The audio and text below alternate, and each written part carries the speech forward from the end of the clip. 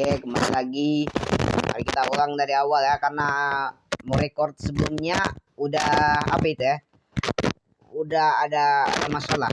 Jadi kita pindahkan dulu ini. Lo jangan di sini. Oke. Kali ini kita akan membahas sebuah pertempuran lagi. Pertempuran apa itu? Pertempuran apa itu? Apa itu? Apa itu? Apa itu? Bisa diam nggak sih, Supri? Jadi hari ini kita akan membahas edisi khusus, edisi bulan Agustus. Namun ini sudah bulan Juli sih. Ya, namun ini masih bulan Juni. Sudah mau ke Juli. Oke. Jadi tanpa berlama-lama lagi, langsung saja kita akan membahas sebuah perang atau kampanye yang berlangsung di Pasifik, tapi di bagian atas pala bapak kau, yang bernama Kuril Islands atau Kepulauan Kuril, yang berada di atas Jepang dan di bawah daerah Siberia. Seperti apakah itu? Seperti apakah itu ya? Lautan seperti apa sih? Bukan lautan Siberia sih, tapi seperti apa sih? Seperti apa sih? Bukannya Kakak Wendy yang mau kita bahas di sini. Oke. Ya kan, yang mau kita bahas di sini adalah Pulau Sumsu ya. Nah, ada 3 part yang akan saya bagikan. Part pertama Pulau Sumsu, yang part kedua Pulau Sikotan, part ketiga pulau kecil yang berlokasi di dekat Sumsu, Zeltukin.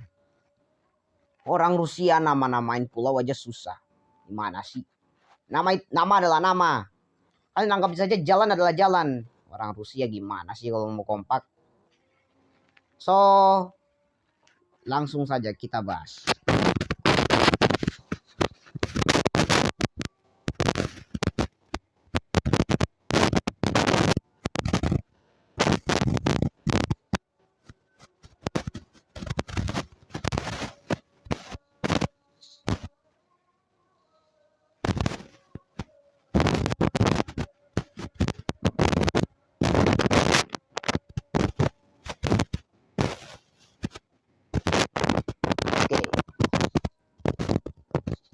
Mari kita bahas. Awal mula pertempuran Sumsu. Latar belakang pertempuran Sumsu. Saat menjelang bulan saat akhir 1944, Papi Stalin beserta babunya memerintahkan pasukannya untuk berperang dengan Jepang. Namun Papi Stalin sendiri sih belum mendeklarasikan perang dengan Kekaisaran Bang Hirohito. Jadi langsung saja diumumkan dong, bukan panitia pemilihan umum, yang dinyatakan adalah perang terhadap Kekaisaran Jepang. Kasian amat, sudah dihancurkan Mamang USA, sudah ada lawan baru lagi yang menantang. Terpaksa dong, keluarkan kekuatan trial. Ten ten den den. Bukan Aling Dharma, woi. Memang kalian ini ya. Oke. Tentu saja Papi Stalin pun setuju. Dan Papi Stalin tentu saja setuju. Namun dia tidak memiliki perintah. Dia harus sampaikan dulu perintahnya kepada para jenderal ya, para babunya yang sok nurut. Jadi disampaikanlah tuh dia, "Woi, lu sini. Gua penggal pala lu ya." Ya, Alexander Vasilyevinsky, Mikhailo Vasilyevinsky. Alexander Vasilyevinsky ini memang adalah seorang jenderal besar juga di Angkatan Darat. Di Angkatan Darat. Nah, tapi Jenderal Vasilyevinsky ini juga pernah bergabung. Pernah juga nambah miling keseruan baku hantam pasukannya dengan pasukan Pak D. Hitler. Lalu juga si Jenderal Vasilyevinsky ini juga pernah memeriahkan perang ya, di Harbin dan juga di Manchuria. Wah, memang menyala sekali abangku. Vasilyevinsky ini memang punya banyak penghargaan cuy. Di Angkatan Darat khususnya. Tak main-main penghargaannya. Banyak. Oke, kita akan lanjutkan kisah. Singkat cerita, Vasilyevinsky pun menyuruh kedua babunya yang lebih kecil-kecil lagi itu. Ya, namanya adalah Namanya adalah sabar. Gue ingat-ingat dulu ya. Oh iya. Namanya di pertempuran Sun Tzu. Di pertempuran Sun Tzu, dia menyampaikan itu kepada Komandan Alexei kepada Alexei Gnechko dan Abang Dmitri Ponomarev. Ponomarev mungkin. Begitulah. Dan jadi Alexei dan Dimitri ini memang adalah komandan-komandan yang ditugaskan Abang Dimitri untuk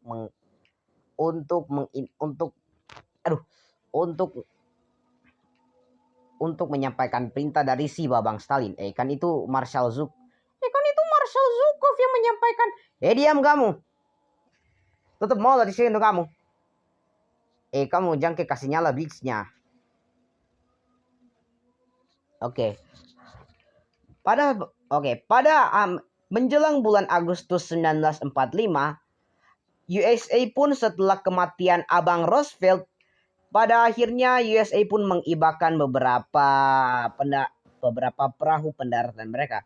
Contohnya seperti USS CLN, USS CLA, USS Matahari, USS apa segala itu diibarkanlah semua kepada Soviet untuk perang dengan Kekaisaran Jepang.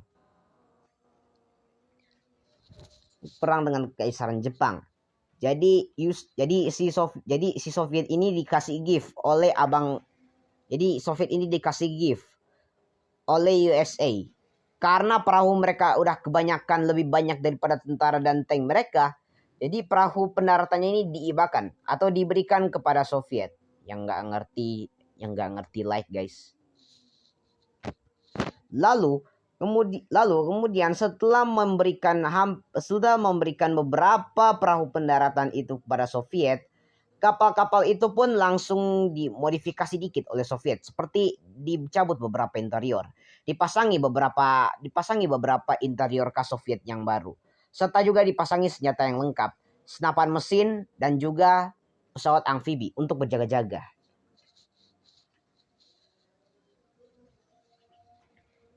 Hari bertempur pun di mana tiba. Mari kita pindah dulu ke infanteri Kekaisaran Jepang. Yang jelas yang memimpin misi di sini hanyalah satu, yaitu komandan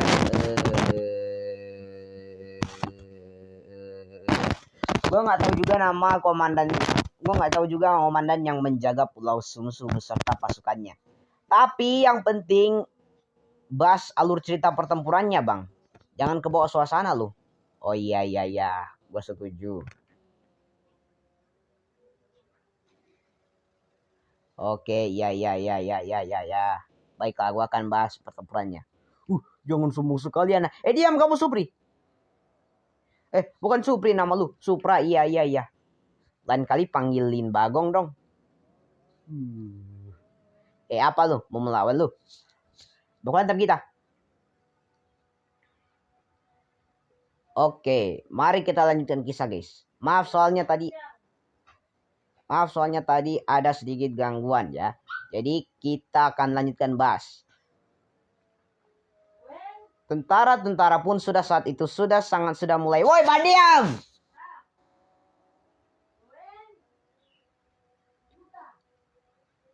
Maaf guys, ada sedikit gangguan ya. Ada sedikit gangguan itu mak gua. Biasa mak gua. Oke, kita lanjutkan kisah ya. Di saat itu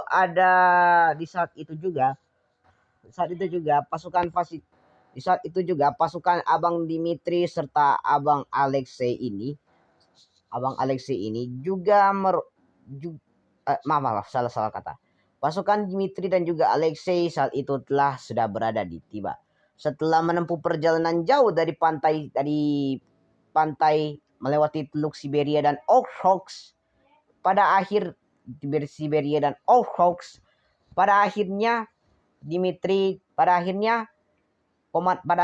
kopral-kopral, serdadu hingga tentara Soviet bersenjata lengkap senapan bebek PVSSH mendarat serta T-34 IS-2 dan lainnya.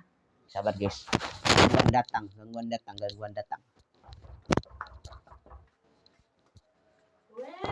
Orang lagi record video, jangan dibilang-bilang. Tahu kita tuh apa nggak buka. Kamu nanya, kamu tanya-tanya. Biar aku kasih tahu ya. Kagak. Maaf guys, sedikit gangguan tadi. Meresahkan emang gangguan-gangguan ini ya. Memang agak meresahkan dikit ya. Oke, kita lanjut. Saat itu juga, saat sudah ada di pantai, Jepang pun memberikan sebuah serangan kejutan yang tidak disangka-sangka oleh marinir-marinir Soviet. Karena tentara Soviet ini kebanyakan masih muda, mentalnya masih kecil dan begitulah. Tentara-tentara Soviet yang saat itu ada di kapal pendaratan, masih ada di kapal pendaratan USS LCN ini, itu mentalnya lemah. Melihat artileris kecil segede gaban saja, mereka langsung takut gitu. Tank kecil kelas ringan tipe 9 Hago saja mereka sudah takut, padahal gampang dihancurkan itu. Pakai granat saja bisa. Lalu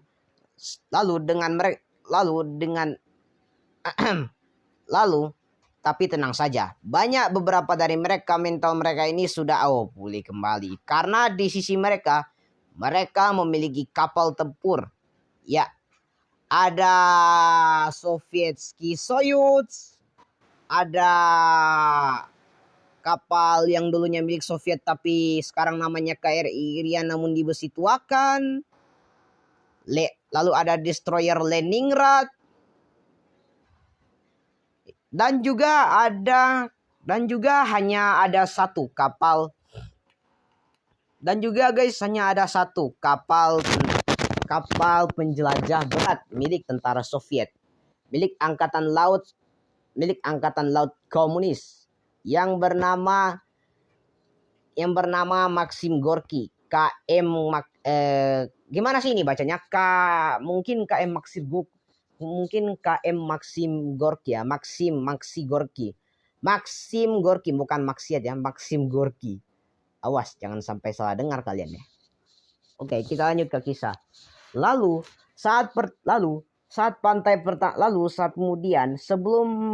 mereka pun tidak memperhitungkan rencana secara matang. Tak seperti pasukan United States itu yang bombardir duluan, mereka malah mendarat duluan. Kapalnya membombardir kapan? Kapan dukungan dari lautnya ini? Kapan dukungan tembakan dari laut? Sudah jelas Soviet tidak berpengalaman dalam pendaratan amfibi. Tak seperti sekutu di barat si perampok, ya jelas mereka sudah tahu. Inggris bisa pakai kapal induk, mau pakai kapal destroyer, kapal induk, tank dari perahu pendaratan juga bisa. Yang penting bombardir dulu, amankan pantai dulu sebelum daratkan pasukan. Itu yang lebih aman. Sementara mereka, banyak dari perahu pendaratan mereka yang perahu mereka yang ditumbangkan oleh prajurit Jepang yang berjaga menggunakan artileri pantai dan naval gun. Bukan hanya naval gun saja yang dipakai, tapi armada udara pun juga banyak itu. Banyak pembom tukik Jepang yang berhasil merusak dan mengganggu pendaratan Soviet. Namun karena suatu armor pelindung kekuatan ajaib yang tidak disangka-sangka, Soviet saat itu berhasil mendaratkan pasukannya dengan kekuatan ajaib misterius supranaturale, kata Karl dalam hati. Hei, kenapa gua lagi? Ya diam kamu, Kar. Main sana sama Ronien. Oke, kita lanjut. Di pertempuran musuh. Hei, Supra, muncul lagi kamu. Mengganggu saja kamu nih. Namanya kenapa? Saya ingin isi. Sudah. Sana. Mengganggu saja ya. Maaf, ada sedikit gangguan dari si Supra ini ya. Suka muncul ke video orang. Oke. Lain kali undang Bagong lah. Bagong kan orang normal. Yang selalu beruntung gak si Supri. Wah, kasihan si Supri. Gue di tim Bagong sih. Iya. Dan kalian bertanya-tanya, kenapa gue memakai tank warna pink? Kalau kalian bertanya-tanya, gue jawab aja deh. Karena gue terinspirasi dari kakak Mabel dan juga kakak Candy yang di game Payback buat biasanya ngegunain warna pink.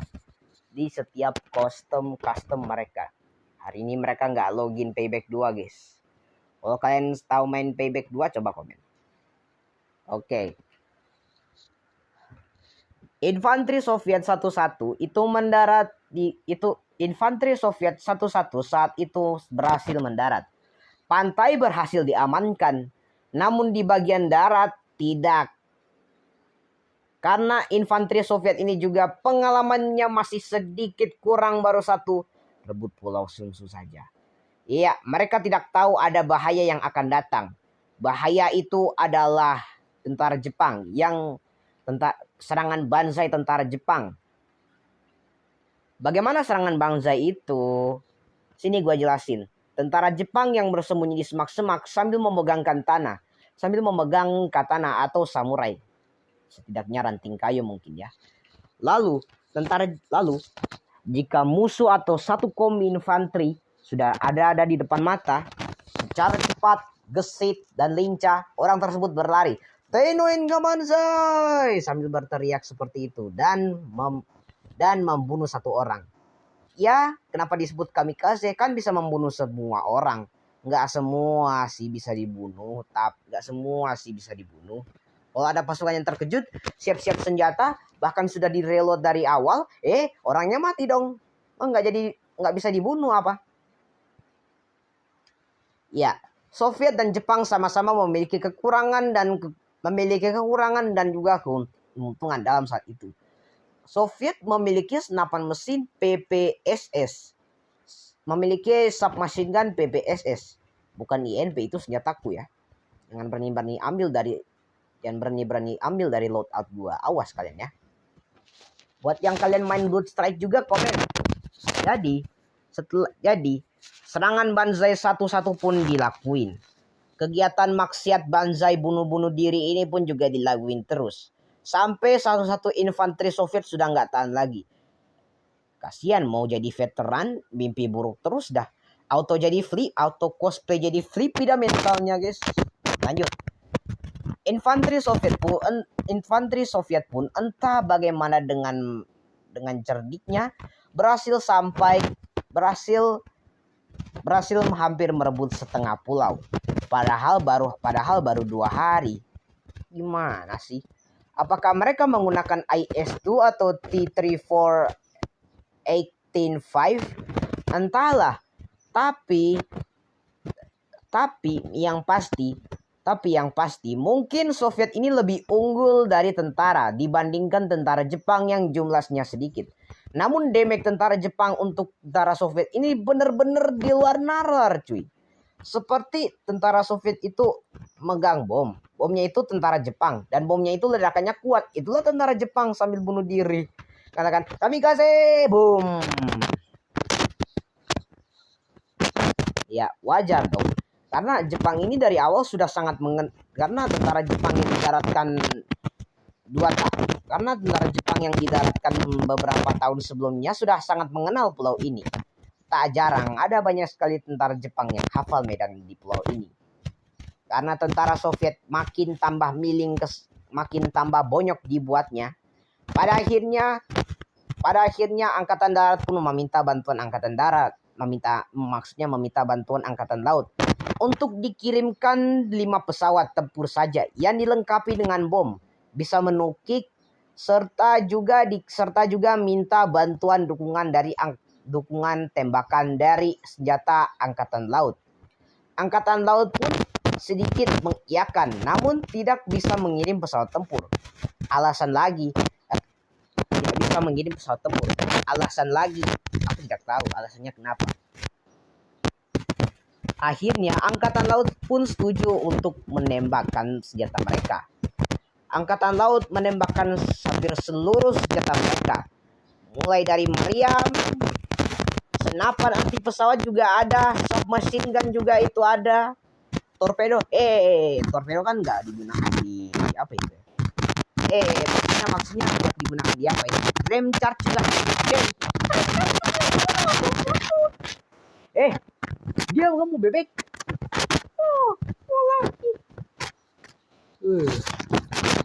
Lain kali ajakin agent Ali dan agent Alicia ya. nonton dan juga subscribe channel ini. Terima kasih. Dan kemudian juga infanteri Soviet pun berhasil mencapai pulau. Nah, setelah maaf guys. Ulang. Infanteri Soviet pun berhasil merebut setengah pulau dengan resmi. Namun kegembiraan itu langsung memudar ketika serangan Banzai Jepang pun saat itu menggagalkan semuanya. Tentara Soviet terkejut, banyak yang terbunuh, kendaraan mereka banyak diledakkan, dan pertempuran terbesar pun terjadi. Di mana tank Jepang dan juga tank di mana pertempuran antara tank tipe 95 Hago, tank tipe 97 Chiha, tipe 97 Shinhoto Chiha, dan juga namun bertempur dengan BT-7 dari Soviet. Jelas Jepang saat itu memiliki 77 tank dan ribuan pasukan. Pada saat itu juga Soviet juga didukung dong dengan BT-7, T-3485 dan juga IS-2 kemungkinan katanya sih. Lalu saat pertempuran ini semakin menjadi-jadi, ada salah satu prajurit setelah pertempuran menemui sebuah mayat. Mayat tersebut adalah seorang tentara Jepang yang terbunuh akibat Banzai. Tidak tahunya ia bunuh sendiri. Kemudian tentara Jepang pun bergegas melakukan serangan Banzai.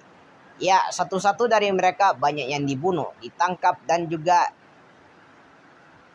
nggak usah saya tampilkan gambarnya. Makanya gue main saja Panzer War sambil menceritakan kisah ini. Berutuh. Tentara Soviet pun lebih rugi daripada tentara Jepang. Kenapa? Jepang hanya kehilangan 22 tank dari 77 tank mereka yang dikerahkan pada saat itu. Wah, ternyata kuat juga. Ternyata sekonyong-konyongnya tank Jepang yang keringan ini masih bisa diandalkan daripada tank IS-285 dan juga BT-7 Soviet. Gak masuk akal. Padahal tanknya bagus loh. Sangat-sangat di luar nalar memang ya guys. Oke. Segini dulu saja kisah hari ini. Semoga kalian suka. Yang memimpin misi pendaratan ini adalah Alexei Gnechkov dan Dmitry Ponorarev. Semoga sehat selalu. Saya pamit undur diri. Like dan subscribe channel Michael Jackson Gravity Falls. Saya akan terus mengupload video. See you later.